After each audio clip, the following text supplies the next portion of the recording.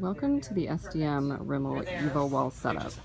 You'll find your first box that says open me first.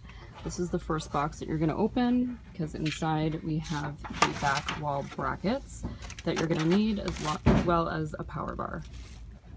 One tip prior to starting, when you're pulling the fixtures out of the boxes are labeled column 1, column 2, column 3, column 4, column 5. You may run into an issue where you're pulling fixtures out for column 1 and you might be short a fixture. Don't panic, because the chances are the fixture will be in another columned box.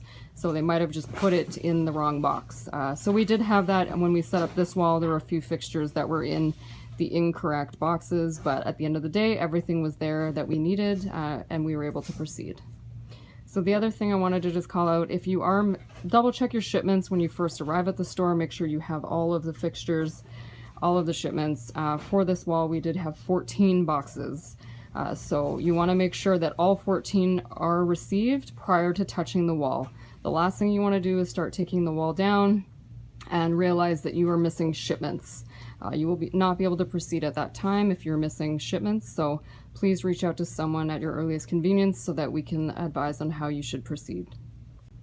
Inside the Open Me First box, you'll find cardboard schematics to set up the back wall. Please just dispose of these, as they are not suited for the wall that you'll be setting up. We will provide you with further schematics and or a CAD to show you where to install the back brackets to get the wall set up. On the back of each panel, you'll see there's a sticker that has either top or bottom. Please make sure you're double checking this when you're building the wall to ensure that you're installing the correct piece on the top and bottom. Otherwise, you'll run into spacing issues with the wall. Please note there'll be about a 2-inch gap between the bracket on the left side and the bracket on the right at the end of the wall. We have it set up this way because you won't be able to install the bracket all the way over because it won't fit into this hole. So it's okay to have about a 2-inch gap between these two. Once you have the brackets on the wall, take all of your back panels for the bottom out of the box. You can lean them up on the base and just leave them apart slightly. So once you have them up together, you put them together so the knobs slide into each other, and then you just clip them and you'll hear a slight snap. So again, for the next one, you're going to line up the nubs and the holes, and then you're going to snap them together. And you can continue that for the full 5 feet.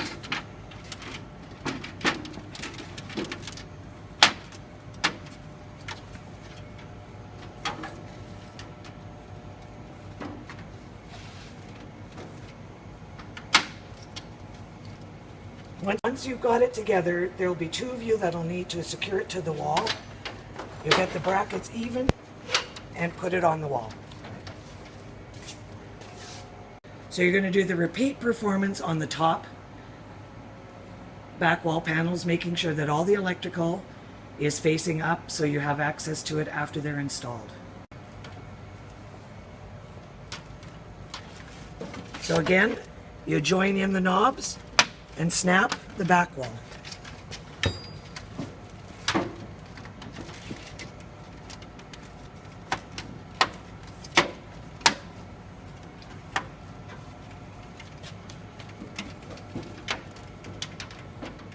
The snap is not very loud, so just make sure that they're connected.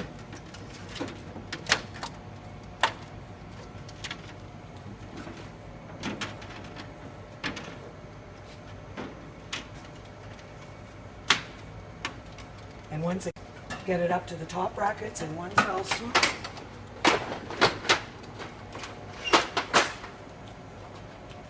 And there your wall is installed. Next step is to find a plastic bag that has these little red pieces in it. You'll see one is a lot smaller than the other. So in order to install them in the wall, you just find the larger piece and install it in the space here. So what that does is it actually connects the two panels, so the electricity that's going through This needs to go in order to connect the two, well actually the 4 panels together. So it just snaps in like that.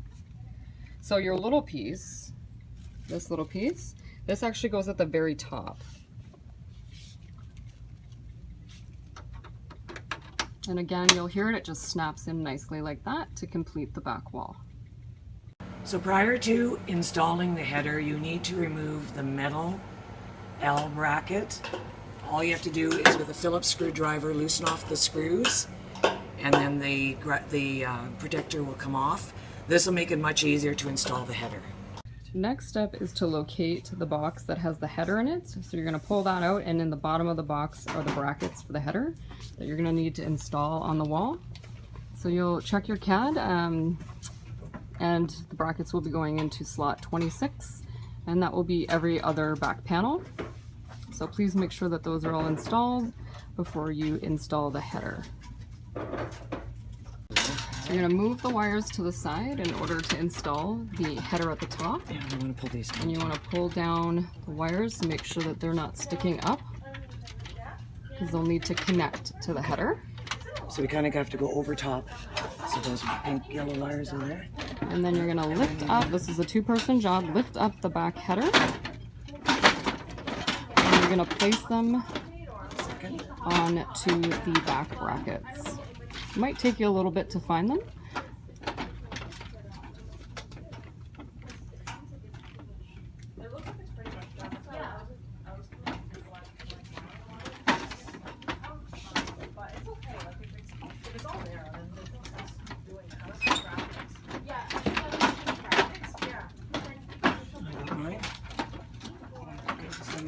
Yeah, I don't think it's in. If it wasn't, it was probably out.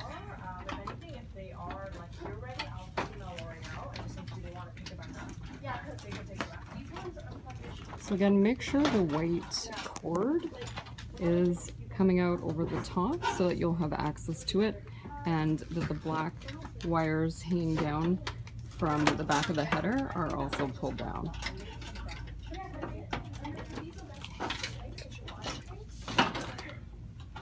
Okay. So The wires on the back wall all are labeled. It'll say back wall, etc. So you're just going to take the wires and you're going to connect them. See if we can get underneath here. You'll see the wire at the top coming down from the back. So just make sure that those are connected, and you should be able to find them. Make sure that they're not caught behind the bracket at the back of the wall that you used to install the header with. And like I said, just ensure that they're plugged in and they're connected to any of them that you can find in the back, so that the power will run through the wall and the header. The last electrical cord on the right side of the wall is for the hotspot. So make sure that you leave that one pulled down until you get the hotspot installed in the center. Once you've installed the header, take the white power cords and plug them into the power bar at the top of the wall. So this connects the power to the entire wall. It lights up the header. So really a key part that needs to be done. So please make sure once you've installed the header that you do plug it into the power bar that is provided. Okay. First up is to find the column 1 hotspot and get that installed. So you have brackets that are sent in the box with the hotspot, so you're going to put those in, follow your CAD. It is in number 17 and number 9. So ensure that those are installed, hook up the hotspot, and pull out the wires from the back so that you can connect them. So you're pulling out these wires from the back to make sure that you have access to them.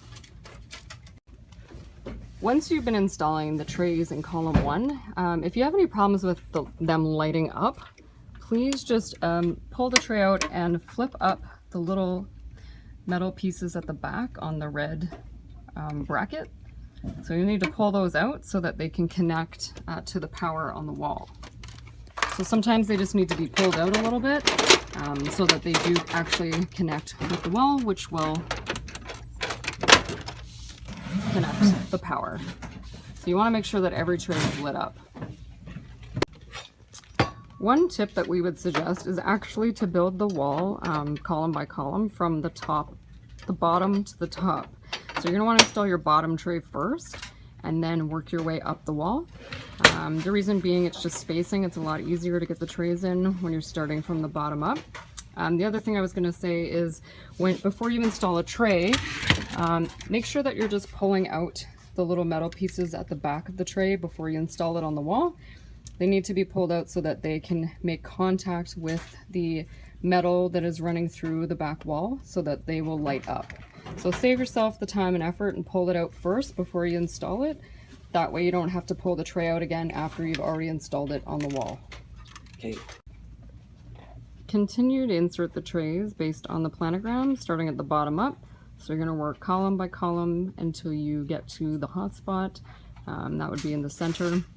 So just make sure you're following your planogram and installing, like I said, from the bottom up. In order to install the eye bar, you're going to have to push up, one of you push up on the header slightly because it's really tight. So you have to actually physically push up on it in order to install it in the back panel. When installing the eye cubby frame around the eye bar and the eyeshadow trays, just make sure that the part at the top that has the hole in it, that needs to be at the top, not the bottom, in order for it to nicely fit snug around both fixtures. It is a bit tricky, so don't give up, but you might need 2 people to get it on. So it does just slide in, you'll see, around the side of the trays once they've been installed in the wall. So you put the trays in first, and then you put the frame around it. So the first hotspot in column 1 connects to the hotspot in the center, and then the hotspot in the center also connects to the wire coming out of column 5. So you're going to make sure you don't need a splitter for this. You just connect the wires, like I said, that are coming out of column 1 into the center hotspot, and then as well from column 5 into the hotspot. So we actually figured out that it's easier to install, instead of installing the eye cubby and the eye bar in column 2 first, you're going to want to install the center hotspot before you set up column 2. So please install the center hotspot first. So just get the hotspots out of the way, install those, and then start working on column 2 after that. Once you've finished column 4 and you've got the hotspot installed and all of the peg bars, etc., and you're working on the last column, please note that the Stay Matte press powder tray, that's a multi-tier, you're going to be using the S hooks here. So these, you'll find them in the kit, and they just go into, as per the CAD, it would be slot 30. So install those, and then the tray actually hooks on to the hooks that are in the wall. So just wanted to call that out because it's not like all of the other metal brackets that you've been using thus far. That's what those hooks are for. So once you've installed the S hooks for the Stay Matte press powder, you're going to want to install the Stay Matte sign as well. So you're going to need to do this first because you won't be able to get it in once you've installed the multi-tier underneath. So just do the sign first and then install the multi-tier. Once you've installed the 12 across concealer mix tray, if you can, it's kind of tight here at the top to shop, so if you can remove this plastic piece in the front, hopefully it'll just slide out. You can dispose of that. It'll help to make it a little bit more shoppable. Some of them are glued in. If it's not, then please remove and dispose of it. Once you've installed all of the fixtures on the wall, the last thing you're going to do is install the product. So it's quite easy though because the fixtures have the graphics already installed, so they're shipped in with the graphics already in place, with the names of each shade. So the shade strips are there, so it's very easy. You just pull out the product, you look for the name of the SKU, this Provocalypse one for example, right here, which is Make Your Move. So you just find 730 and you install it on the wall. So it'll be quick once you have all the fixtures up, and the two of you can work on installing the product. And then once you've done that, make sure that you're putting in the UPCs. So you're gonna basically pull out every single tray, install the UPCs. You want to put it in the hotspot. So just make sure that, again, you're pulling out every single tray possible Go one by one, column by column, to make sure that you're not missing any UPCs. And then when you're finished, you want to stand back and take a full photo of the wall prior to leaving, and walk your cosmetic manager through the reset and any of the updates that have been made. So actually, one of the final things you need to do once you have, inserted all the fixtures, updated all the new product, put in your UPCs, the very last thing you're going to do is install the fins. So if the wall doesn't have the fins already, you're going to need to install them. So they come with 2 little brackets that should be sent in the boxes. I'm going to zoom in so you can see it right there. Okay, so you're going to just slide the fin into the back bracket. So there should be 2. There'll be one at the top and one at the bottom, and you just slide the fin in the side and they kind of tuck right into that little bracket there. So we'll give you the exact location of the fin for both sides. So there should be one on the right and one on the left. Just want to call it on this side, if you are really tight and you can't fit the bracket in, if you can just insert the fin like so, and don't bother actually connecting it to the wall. It's quite tight on the left side in this location, so if you do run into that, just make sure that you do wedge it in there, so that it does appear to be part of the wall. So that would be kind of the final thoughts on the wall. Again, make sure you walk the cosmetic manager with all of the updates. Call out if you're missing any UPCs or missing any important fixtures. You want to let them know that you've ordered them for them. And just overall make sure that they are happy with the merchandising that's been done prior to leaving the store. Thank you and all the best.